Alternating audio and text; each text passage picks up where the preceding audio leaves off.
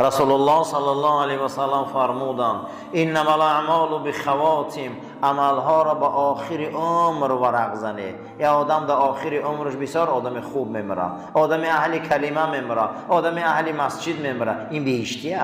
ما سرنوشت رو کار نداریم، آخر عمر چخل میگذریم. از آن پس حالت در شما ایجاد می شود که شما گریه کنید، شما صدقه، شما از بزرگا دعا گیره، شما پدر و مادرتان خرسند کنه، شما از مظلوم دعا گیره. برای ایمان قلب سختان خداوند قلب شما را ملایم میکنه، نمک ایمان برای شما میچشاند. یکم گریه قلب ملایم میکرده، دویم صدقه، سوم دعای بزرگا، چهارم دعای پدر و مادر، پنجم دعای مظلوم. شما گیره میگه چما دلاتون ملایم نمیشده، چما گیریه نمیگه، گیریه میکنه شما دعای اینا رو گیره، در قلب شما احساس پیدا میشود، قلبای شما ملایم میشود، گناههای شما بخشیده میشود. از همه چیزی بزرگ لذت ایمان خداوند در شما میتید، طاعتاتان لذت پیدا میکنه. گناهان و لذت تمام گناه در نظر شما شوم میشود. همین دعای پدر و مادر میگیره آدم یا نه؟ را صدقاً قلب دامن شگی اوچا یا دعایی ته که همین خدا ایمانی منو کامل کنه، شما نمیداده دعا. یا دعایی ته که خدا منو هدایت کنه، شما نمیداده. آدما با دعای مادر اولیا شدن مثل بایزید. آدما با یک رنجش مادر کلمه شهادت گفتن نتانستن مثل علقمه. این دعای پدر و مادر هم بهشت هم دوزخ هم عزت هم آبرو. دعای پدر و مادر یک شبه راه 100 شبه میکنه، دعای پدر و مادر 100 شبه راه یک شب میکنه. برای همین هیچ محل از دعای این بزرگا به نصیب نشوی. علما رو دعا شگیره در حق پدر و مادر، در حق قلب و توفیق ایمان. اکثریت بزرگان اولیاها دعا دادن، علما دعا دادن، بعد از دعای اینها بسیار پیشروی ها کردن. وقتی که دلت ملایم نیست، وقتی گریه کردن نمیتونی پیش خدا دا، گریه کردن نمیتونی ای گناهات، صدقته. یتیما را سرش سیله کن. جناب پیغمبر صلی الله علیه و سلم حدیث گوهربارشان در امام بخاری روایت میکنن، میخواهی که قلبتان ملایم شود. کی میخواهی که قلبش ملایم شود؟ همه ما. میخواهی که دعاهاتان قبول شود؟ کی را میخواد دعاش قبول شود؟ همه ما. میخواهی که خدا حاجتاتان براره؟ کی میخواد که حاجتاش براره شود؟ همه ما. آیا یگان بار به دستاتان در دهن یگان یتیم یگان کلچه های نان طعام مونده؟ پیامبر میگه صحابه را آیا یگان بار با دستان سری یتیم مالیده؟ همش در تگنمی بجای. ماه میگذره، سال میگذره، یگان یتیم ما مهربانی نمیکنیم باور کنیم. عادی ترین کاری جمعیت نمیکنیم، عادی ترین کار در اسلام کردن نمیتونیم و میگیم چرا قلبمون سخته. البته با میگذره یک شب دو شب یا ما یک میبینی با یک شب گریه میبیو و دیگه نعره میزنی. خیلی گریه میکنی که اگر شما در ده ها گشتگی باشه یک چیره میگن، بسیاری مردم ها روچقه میگن، بعضی انسان ها او را یونوچقه میگن. اگر شما درشت گشته باشه به وقتی گشتنده شبنم داره، همین پتینکا تر میشود. 3 برگم شبنم داره، نه 3 برگم شبنم داره. بزرگان میگن کسی گریه میکنه رنگ انمو شبنمی درونی 3 برگه قلبی او بهاره. کسی گریه نداره او 3 برگه به شبنمه. 3 برگه به شبنم ببینی زهر چی دیگه ویران میشوه، اما 3 برگه های شبنم دار میری بدنا تر میشوه. کسی گریه داشته اگر در دلش پیش خدا ده قلب او رنگ 3 برگه سبز بده.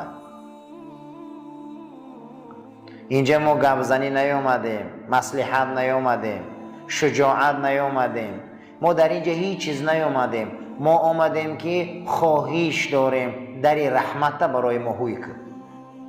ما امروز خیلی ای سبب نادانی و نافهمی لغزش‌ها داریم، گناه ها داریم، بسیار کردیم، اما این ساعت آمده میگیم خدایا قلبای ما را به نور ایمان روشن کن،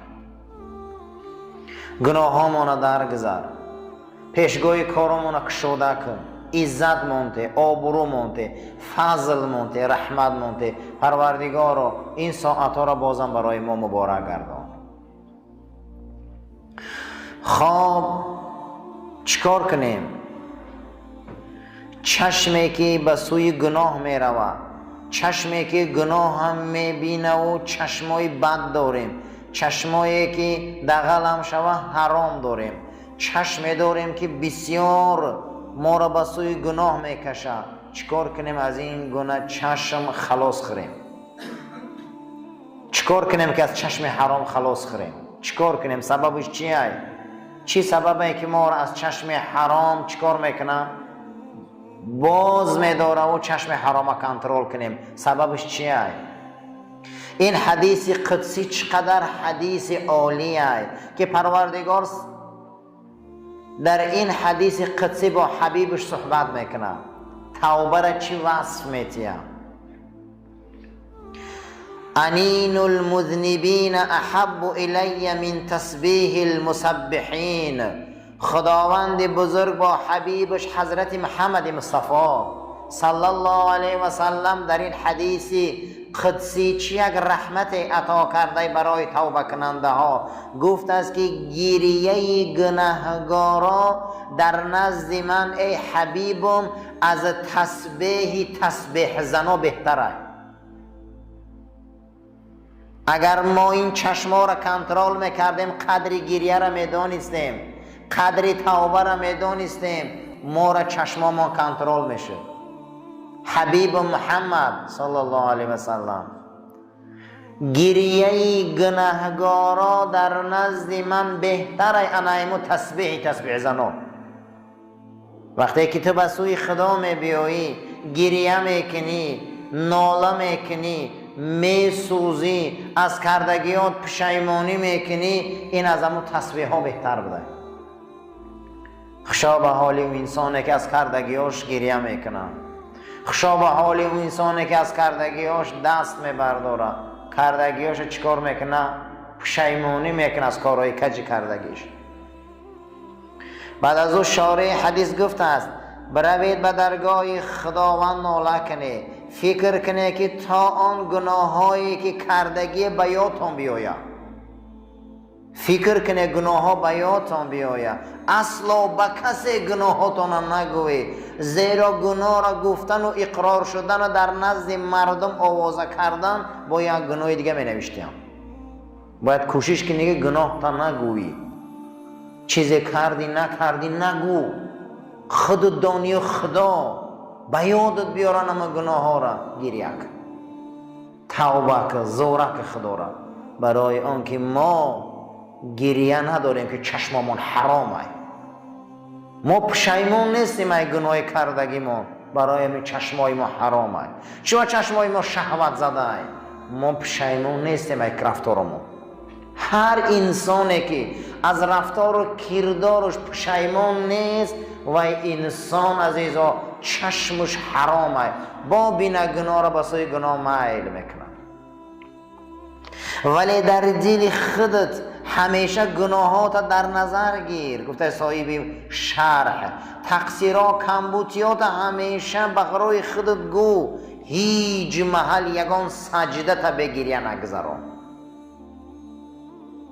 اگر انسان گناهاش فکر میکرد، گناهاش حساب میکرد، گناهاش میدانست کو، حتما برای او گریه میآمد. هر انسانی که از گناه ها و رفتارهای بی‌معنیش اگر پشیمانی نمیکنه، او را قلبش خدا سخت میکنه. قلبش خدا چقدر سخت میکنه که حتی الله جل و علا شأنه در قرآن داستان قلبا را بحث میکنه. بعضی سنگ ها میگه از ترس خدا از بلندی ها آمده در زمین میزنه، بعضی سنگ ها از ترس خدا ریگ میشوند، بعض سنگ ها از عشق الهی میگه میکفن، از بین اونها چشمه ها میبرو، اما میگه قلب کافر از این هم گنده ای که یه بار گریه نمیکنه، یه بار ملایم نمیشوه، یه بار با سوی صاحبش نمیبیا. چقدر میگه این قلبی آدمای ناشکر سخته. در این دنیا هیچ کس بیگناه نیست عزیزا، هیچ کس در این دنیا بیگناه نیست، لیکن خوشا به حال و انسانی که به سوی خدا بیایه از گناهاش توبه کنه. طلب مغفرت و شستشو کردن گناه، خدا همیشه و همیشه دوست می‌داره بنده های توبه کننده را. کسی که گناه را میکرده است با گشته آمده توبه میکرده، ای پیشتره را دویم مراتب آبروش بلند میشده است که این یک مراتبه دیگر خاکساریش نشان داد، یک مراتبه دیگر شکستگیش نشان داد. آمد به درگاه ما او را میبخشیم، ما او را پاک میکنیم، ما او را تازه میکنیم. روح شما را گفته خدا پاک میکنه، دل شما را خدا صفا میتیه، لطفش برای شما ارزانی میکنه، شما انسان های پاک میشه. غیر شرک طبق عقیده اهل سنت و جماعت، غیر شرک خدا همه گناه را میبخشه، لیکن مشرک خدا نمیبخشه. برای همین عزیزا هیچ محل ناامید شدن در کار نیست. ای رحمت خدا، هر نماز میخوانیم 1 کیلو گناه ما کم میشود، 1 کیلو گناه کم شدن گنده برای آدم. هر مسجد آمدن گناه را میرزانه، هر طهارت گناه را میرزانه. هیچ محل ناامید شدن در کار نیست، هیچ محل.